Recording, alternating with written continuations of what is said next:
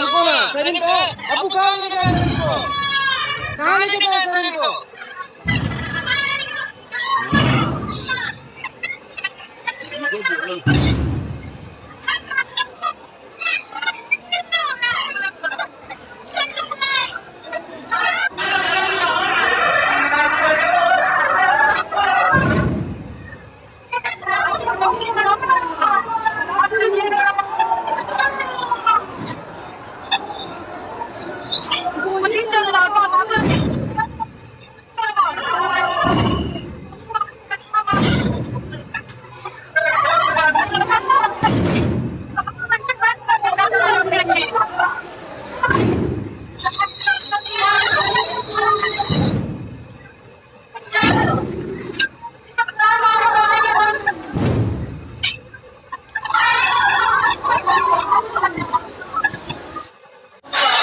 নমস্কার বন্ধুরা, আবারও বিয়ের কথা বলে জন্য এলাম।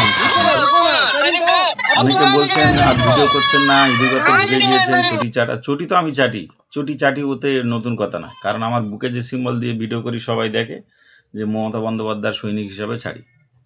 তো সর্বাগ্রে আমি শ্রমিক ভট্টাচার্যকে ধন্যবাদ জানাই, এবং এটা বলতে আমার একেবারে চটি চাটা হলেও আমার লজ্জা নেই যে তিনি এত বড় কথা বলেছেন, যদি না হিংসা বন্ধ হয় তাহলে আমি রিজাইন দেবো। তো বলার পরে অন্তত কিছুটা হলেও বা 80% কমে গেছে, 20% কিন্তু এখনও টুকটাক চলছে। অনেক জায়গায় অনেক রকম দেখছি সোশ্যাল মিডিয়ায় অষ্টমীগিরির হুমকি দিয়ে ফেসবুকে ছাড়ছে, মানে তারা কোথাও না কোথাও প্রশ্রয় পাচ্ছে।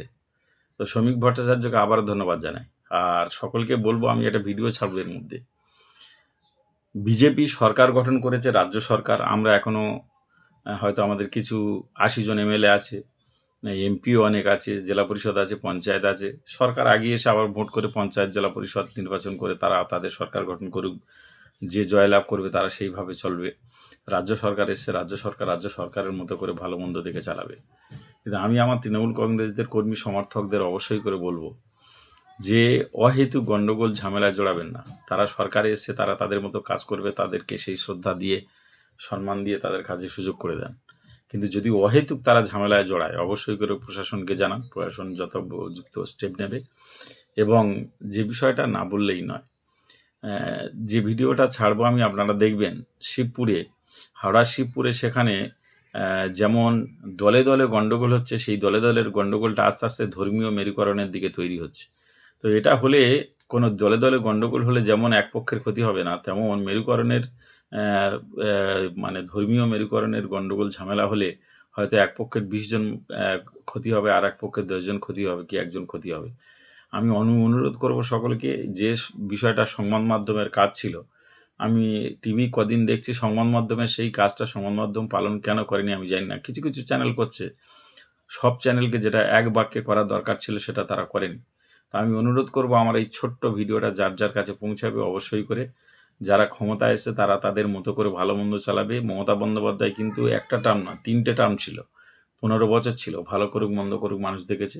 আর যদি আবার দেখা যায় যে বিজেপি ভালো করে, তারা এরকম 3টে টার্ম টপকেও যেতে পারে। আবার যদি খারাপ করে 3টে টার্মের নিচেও তারা চলে যেতে পারে। তো আমরা সেই বিতর্কে না গিয়ে যাতে সর্বত্র সর্ব জায়গায় শান্তি স্থাপিত হয়, সেই অনুরোধ করো সবাইকে। সবাই ভালো থাকুন, সুস্থ থাকুন। জয় হিন্দ, বন্দে মাতরম।